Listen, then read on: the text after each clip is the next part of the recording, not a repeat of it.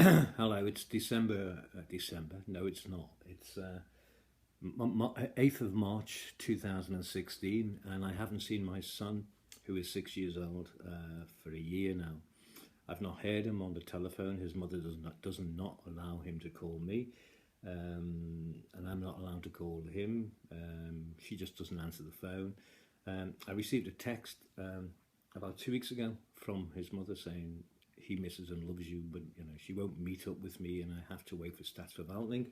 And statsforvaltning, I met with statsforvaltning about on December the 7th, and they were waiting for a report from Viborg Commune about how I am, because I've been in hospital last year and stuff.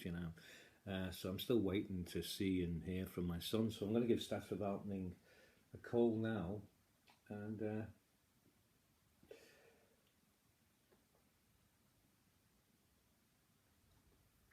see what the hell's going on.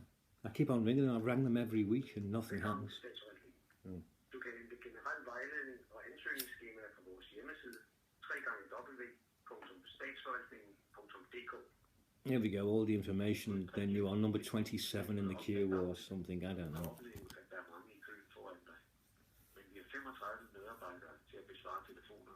Yeah. Dit opkald vil snarest muligt blive besvaret af en medarbejder i vores infocenter. Infocenteret byder generel vejledning inden for statsforvaltningens sagsområder og besvarer henvendelser i verserende sager. Vent venligst. Vent venligst. Den estimerede ventetid er i øjeblikket 2 minutter. Du er nummer 4 i køen. 4? That's not bad. Vent venligst.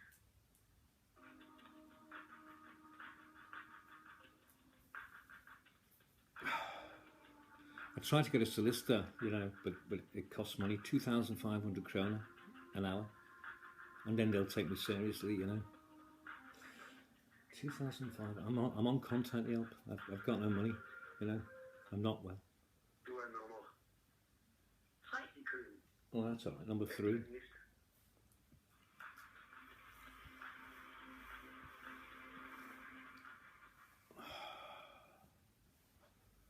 Come on. I love the way the music kind of fades in and fades out, all dramatic music, Do you want your child? Du er nummer 2 i køen. Number 2, wow, that's pretty quick today. So anyway, this is the process you go through, and then get told that they don't know anything. That's what I've been told every week for the last over a month. I want to see my son. Du er nummer 2 i køen. Still number 2 in the queue, eh?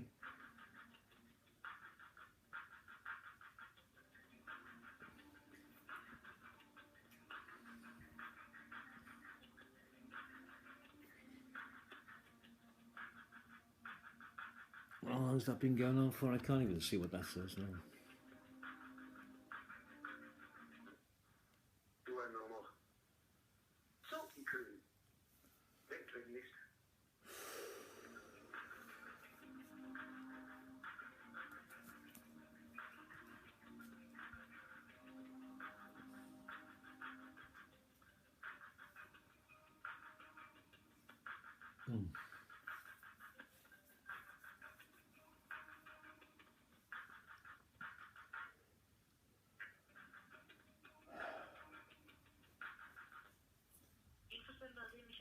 Yeah, hi, do you speak English? Yes. Hello. Yeah, I've been calling for. I'll give you my CPR number. That's probably better. It's 19 01 62. Hello? Oh, you're joking. Hello? Hello? Hi. Hello? Okay, Are you still? Oh, fuck's sake, man.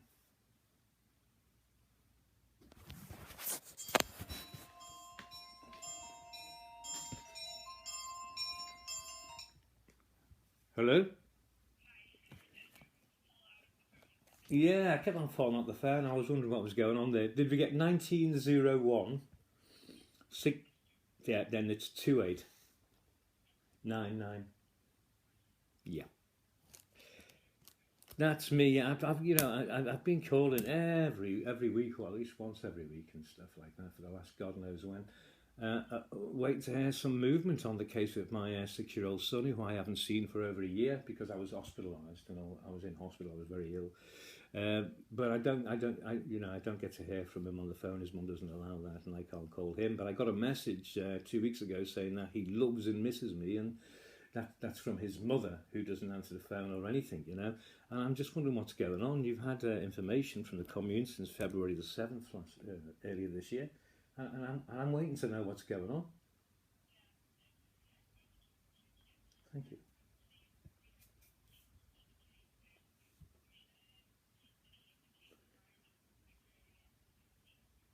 It,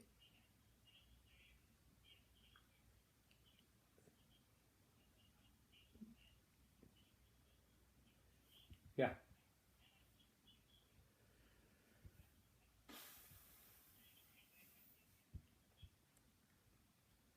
that was February the 7th, wasn't it?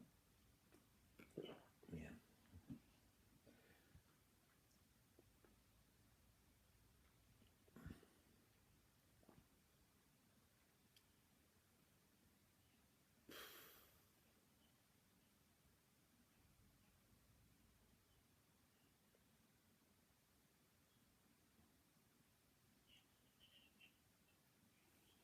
Yeah, I had a meeting on December the 7th.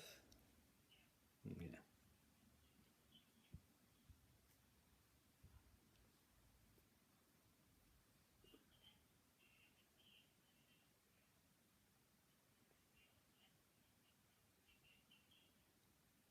Yeah, then that all came back. That all came back.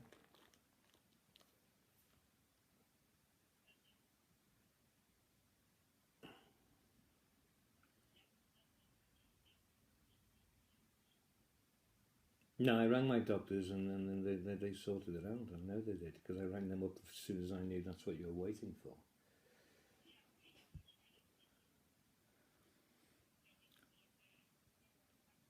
Back in Burville, yeah.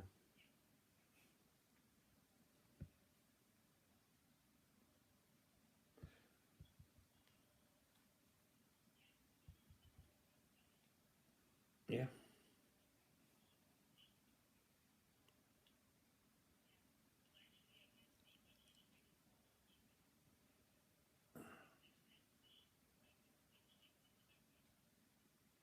yeah.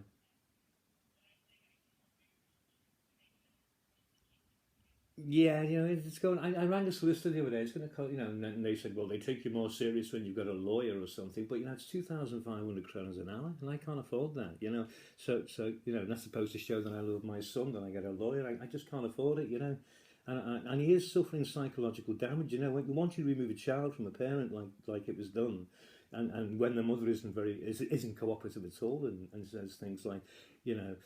Whatever she says, doesn't really matter. But it's not helpful, and he is suffering subtle psychological. You know, he's dependent upon his mother. He can't say anything. He has no say, and you say, you know, you're putting the child first, and it's not the first. The first thing what happens when you remove one parent from another parent is you've caused the damage already. You know, it really is. You know, he wants to see his dad, and he's being refused it. That's his wishes. You know, I get a message from his mother saying, you know, he loves and misses you, and she won't answer the phone. She won't let me talk to him. It's like, how can you say that in a text message to me? He loves and misses you. And it's like, well, you know what you can do. You can kind of, you know, say, okay, I'll meet you in a cafe or something, and we'll wait for statsforvaltning to actually come up with, some kind of proposal or whatever. You know, but that's not happening, and I'm missing my son greatly. I went through hospital and nearly died, you know, and you know, I put myself through that so that I could be well enough to look after my child, to see him, you know. And you know, I love him and he loves me, and the only thing is his mother's anger or whatever, the fact that she thinks she can just like make me evaporate is what's overriding this case. There's nothing else. She says she's afraid of me, and there's nothing to be afraid of me for. You know, truly, you know, and she won custody on high conflict when we don't actually see each other. We've never seen each other since September, really, of the year before that. She was very kind in a way by meeting up in a cafe now and again. But as soon as I said to statsforvaltning, I'm really not well enough at this moment to look after my son, I have to go into hospital. She just went, I've got you now. You're not seeing your son, and I miss him and I love him, and he needs me. He really does need me. I spoke to him on the phone 2 weeks ago, very briefly, and his English is gone. It's okay, I can speak a little bit of Danish, enough children's Danish to get on with it, but his English is gone. His communication with his father is gone, and she knew exactly what she was doing with that. And I sit in them rooms and stuff. I travel to Ringkobing, and she just sits there and says nothing. I don't know where my son is. I don't know what school he goes to. I don't know anything at all. I've got no visitation rights, and this is what should be happening now. I've waited since December the 7th last year after the meeting. I've waited patiently, and there's nothing I can do, and I can't afford a lawyer. And and Stefan has had the contact with you saying, I need a phone call. I need to know what's going on. My son needs to see me.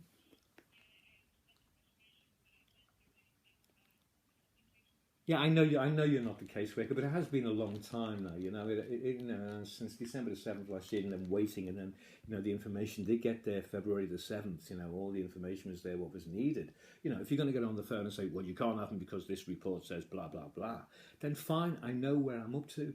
But I'm getting nothing. It's just like boom, and this is the longest this has ever gone without having any contact with Stefan at all. Yeah. For my son, it's a long time. It's like, what kind of messages is he getting? Has father left me? Has my dad? Will I ever see him again? Yeah. I looked after him for 3 years, when his mother went away. Every day of my life, it was a privilege to be with a child. Your own son is a privilege, It's not hard work. It's hard work, but it's a privilege. And I looked after him for a whole 3 years.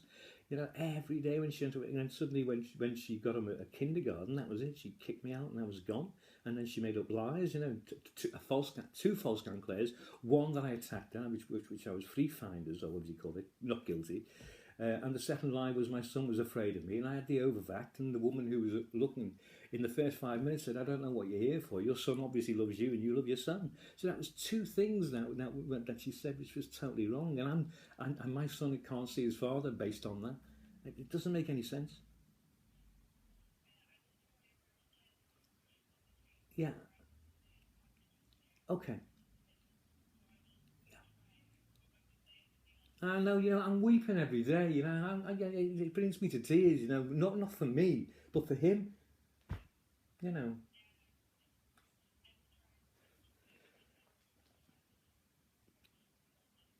Just write a message to Stefan. Please, Stefan, will you please contact Patrick Murphy? He hasn't seen his son for a year,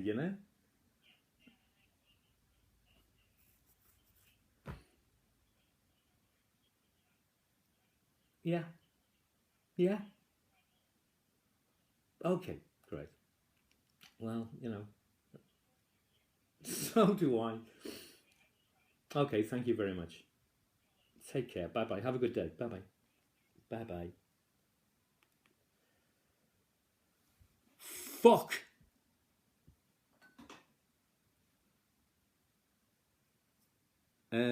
What did she say then? Blah blah blah. The same thing as anything. There's nothing else they can do. They're sending messages through. They've got all the information that they need from a doctor, from the community, what we call in England council, and we're sending us a message to him. So no information whatsoever. I want to see my son.